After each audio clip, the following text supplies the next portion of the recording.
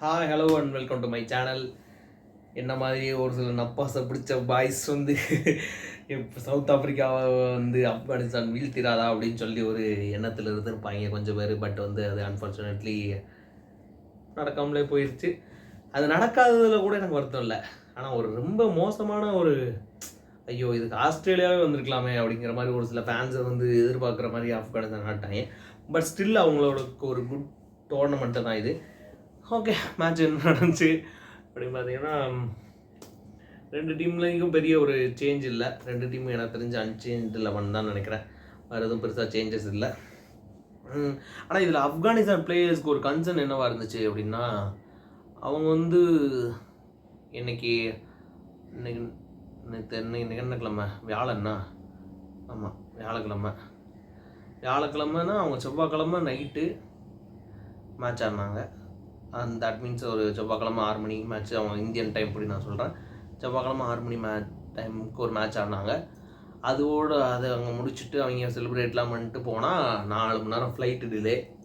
அவங்க இங்கே வந்து அவங்களுக்கு ஒரு ப்ராக்டிஸ் பண்ணுறதுக்கே ஒரு டைம் இல்லை அப்படிங்கிற மாதிரி நான் கேள்விப்பட்டேன். பட் வந்து அது ஒரு எக்ஸ்கியூஸாக கண்டிப்பாக அவங்க சொல்லலை.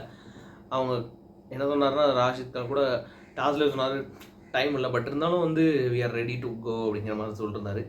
ஸோ அது அவங்களுக்கு மேபி ஒரு ரொம்ப எக்ஸாஸ்டடாக இருந்திருக்குமோ, அதனால் அவங்க தோற்றுருப்பாங்க அப்படின்னு எனக்கு ஒரு ஃபீல். தோற்றதில் நானும் வந்து 75-25 in favour of South Africa தான் கொடுத்துருந்தேன். பட் இருந்தாலுமே வந்து இவ்வளோ மோசமாக வந்து ஆப்கானிஸ்தான் தோப்பாங்க அப்படின்னு சொல்லி நான் எதிர்பார்க்கல. நான் குர்பாஸ் ஆடவே மாட்டார்னு நினச்சேன், பிளேயிங் லெவலில் இருக்க மாட்டார்னு நினச்சேன். சொல்லி குர்பாஸ் வந்துட்டார், பிளேயிங் லெவலில் இருந்தார். எனக்கு தெரிஞ்சு குர்பாஸோட ஒரு பேட் ஷாட்டு தான் இந்த கேட்டை திறந்து விட்டுச்சுன்னு நினைக்கிறேன். ஏன்னா குர்பாஸ் வந்து அவுட் ஆனது வந்து ஒரு பயங்கரமான டெலிவரிலாம் இல்லை. ஆனால் அவரை செட்டப் பண்ணி எடுத்தாங்க குர்பாஸை. ஒரு பவுன்சர் போடுற மாதிரியே அவர் என்ன டெலிவரி விடுறதுன்னா அவரால் கணிக்க முடியாத மாதிரி போட்டுகிட்டே இருந்தாங்க.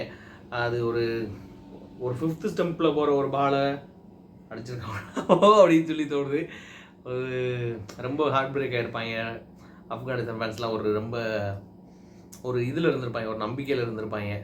அந்த நம்பிக்கையில் சவுத் ஆஃப்ரிக்கா இவ்வளோ பெரிய பாறாங்களை கொண்டு வந்து டமால்னு போட்டு அந்த வீட்டையே உடச்சிட்டாங்க, சல்லியே நொறுக்கிட்டாங்க. அது கொஞ்சம் ரொம்ப வருத்தமாக தான் இருக்குது. இந்தியாவே ஒரு தோற்ற மாதிரி ஒரு வருத்தமாக இருக்குது. பட்டு என்ன பண்ணுறது, மேட்ச்சில் எல்லாம் நடக்கும். நம்ம வந்து இந்தியா 36 ரன் கால் அவுட் ஆனதே பார்த்தவங்க, அதோடே ஸ்ட்ராங்காக இருந்து இன்னும் இந்தியாவுக்கு சப்போர்ட் பண்ணிக்கிட்டு இருக்கோம்.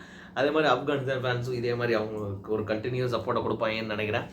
ஓகே, அதில் எப்படி மேட்ச் எப்படின்னா, நம்ம சொல்கிற மாதிரி யான்சன் வந்து ஒரு முக்கியமான டைமில் கரெக்டாக அவங்களுக்கு ஒரு பெர்ஃபார்ம் பண்ணிட்டார். 17 for 3 குர்பாஸோட விக்கெட் ஒன்று, அப்புறம் லெஃப்ட் ஹேண்டர் ஒரு பையன், அந்த அண்டர்-19 பிளேயர் கரோத்தியோ ஏதோ ஒரு பேர், அவரோட விக்கெட் ஒன்று, அவர் இன்னொரு விக்கெட் எடுத்தார். கிட்டத்தட்ட 3 விக்கெட்ஸும் ரொம்ப இம்பார்ட்டண்டான விக்கெட்டு. 3 விக்கெட்டுமே அவர் தான் அந்த பிளாட்ஃபார்ம் செட் பண்ணி கொடுத்துறாரு அவங்களுக்கு. யார்? சவுத் ஆஃப்ரிக்காவுக்கு. இதுவரை யான்சன் கிட்ட இருந்து அந்த மாதிரி ஒரு பயங்கரமான பெர்ஃபார்மன்ஸ் வரல. ரன்ஸ் கண்டெயின் பண்ணிட்டு இருந்தார், இருந்தாலும் அவர்கிட்ட வந்து ஒரு சூப்பரான பெர்ஃபார்மன்ஸ் வரல. கரெக்டான நேரத்தில் வந்து கரெக்டாக இறக்கி, நான் சொன்னேன் யான்சன் மேக் பண்ணுற டிஃப்ரென்ஸ் தான் ஒரு பெரிய விஷயமா இருக்க போகுது அப்படின்னு சொல்லிட்டு இருந்தேன். அதான் நடந்துச்சு. பட் அவங்களோட ஒரு வழக்கம் போலே ஆடி இருக்கலாம் என்ன கேட்டால் ஆப்கானிஸ்தான். ஒரு வழக்கம் போல் நஜ்புல் இப்ராஹிம் சத்ரானோ குர்பாஸும் ஒரு 2-2 ஓடியே அவங்க ஒரு 80 ரன் பார்ட்னர்ஷிப் பண்ணுவாங்க. ஒரு 120-130 கொண்டு வந்திருந்தாங்கன்னா ரொம்ப எனக்கு தெரிஞ்சு ரொம்ப டஃப்பாக இருந்திருக்கும் சவுத் ஆஃப்ரிக்காவுக்கு. மார்க்ரம் கூட சொன்னார், கண்டிப்பாக நான் வந்து இது ஈஸி பிச்சுன்னு சொல்ல மாட்டேன், எந்த பேட்ஸ்மேனுமே சொல்ல மாட்டாங்க இது ஈஸி பிச்சுன்னு, ரொம்ப ஒரு difficult pitch to bat on அப்படிங்கிற மாதிரி சொல்லியிருந்தாரு.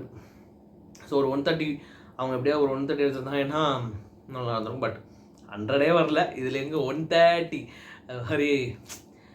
ஆனால் இது ஒரு ஆப்கானிஸ்தான் கிரிக்கெட்டில் அவங்களுக்கு ஒரு மைல் ஸ்டோன் தான். ஒரு செமிஃபைனல் வந்ததே ஒரு பெரிய விஷயம் தான் நினைக்கிறேன். அவ்வளோ ஒரு இதிலேருந்து வந்து ஒரு லீக் டிவிஷன் 5லேருந்து கொஞ்சம் கொஞ்சமாக முன்னேறி வந்து இவ்வளோ தூரம் வந்தது அவங்களுக்கு ஒரு பெரிய விஷயம் தான். பட் அவங்க அப்படி நினைக்க மாட்டாங்க.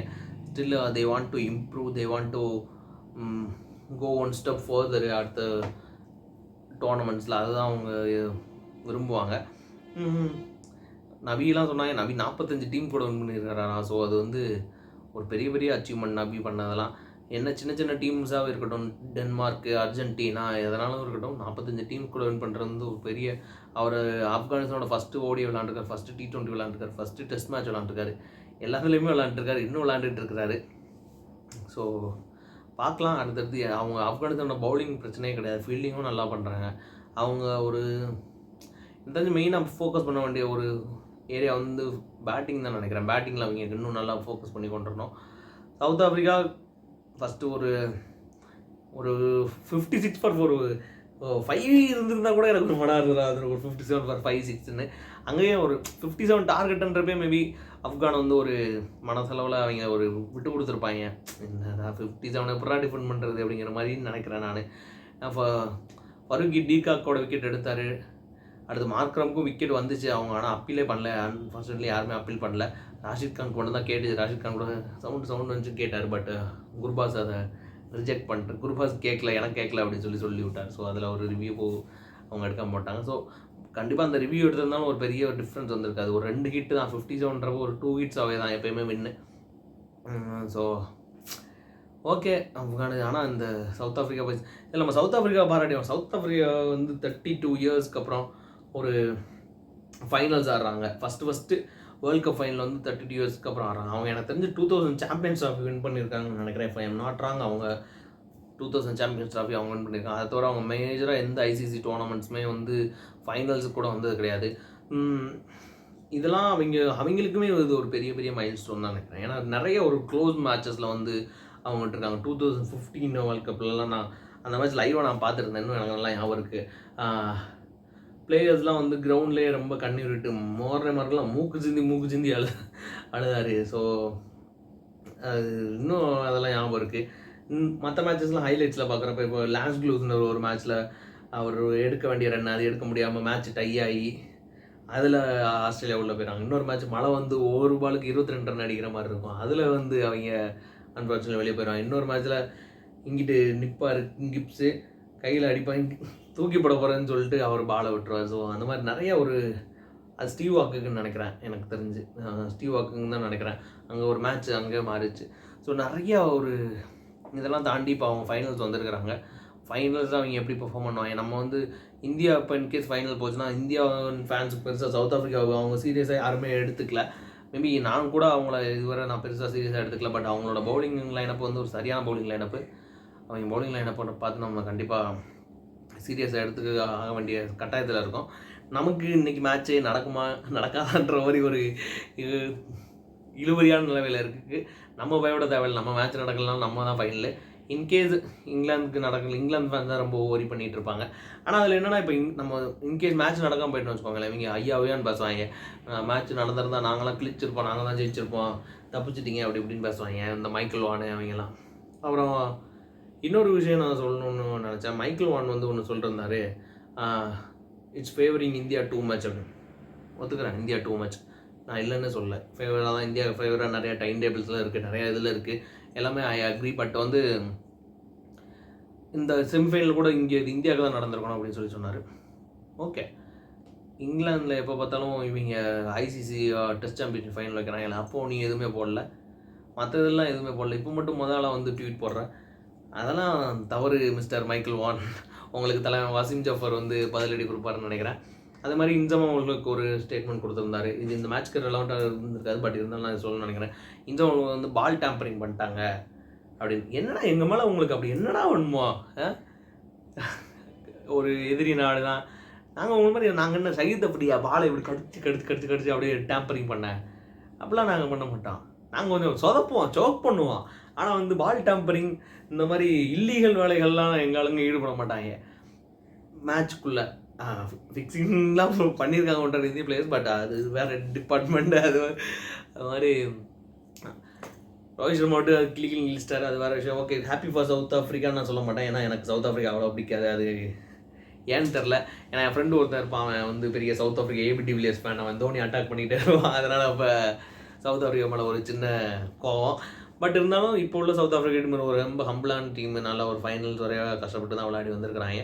அவங்களுக்கு இதுவுமே இருந்திருக்காங்க. சொன்ன மாதிரி தான் அவங்க நிறையா தடவை கிணறுல ஜஸ்ட்டு வந்து அப்படியே மிஸ் பண்ணிட்டாங்க. இந்த தடவை ஒரு கன்வின்சிங் விக்ட்ரி, அது 57ன்றதுனால இதுதான் ஃபைனல்ஸ் அவங்களுக்கு ரொம்ப டஃப்பாக இருக்கும் சவுத் ஆஃப்ரிக்காவுக்கு. எய்தர் இங்கிலாந்து வந்தாலும் சரி, இந்தியா வந்தாலும் சரி, சவுத் ஆஃப்ரிக்காவுக்கு பயங்கர டஃப்பாக இருக்கும். South Africa will feel that heat in final. So let's see என்ன நடக்குதுன்னு பார்க்கலாம். சவுத் ஆஃப்ரிக்கா கப் அடிப்பாங்களா இல்லை வந்து எதர் இங்கிலாந்து ஆர் இந்தியா வின் பண்ணுவாங்க. இல்லை அவங்களுக்கு சவுத் ஆஃப்ரிக்கா சவுத் ஆஃப்ரிக்கான்னு கமெண்ட் பண்ணுங்கள். வேறு எதனா டீம்னா வந்து அதை கமெண்ட் பண்ணுங்கள். அதே மாதிரி வெல் பிளே ஆப்கானிஸ்தான், அதை நம்ம கண்டிப்பாக சொல்லி ஆகணும். நிறையா நியூசிலாந்து இது பண்ணீங்க, சோக் பண்ணீங்க. Australia, mighty Australia, Australia, Australia அவங்கள சோக் பண்ணீங்க. ஸோ நிறைய நல்ல மேட்சஸ்லாம் வந்தீங்க. இது மாதிரி இன்னும் நிறையா விளாண்டு சாதிக்கணும்னு சொல்லி வாழ்த்துக்கள். நன்றி, வணக்கம்.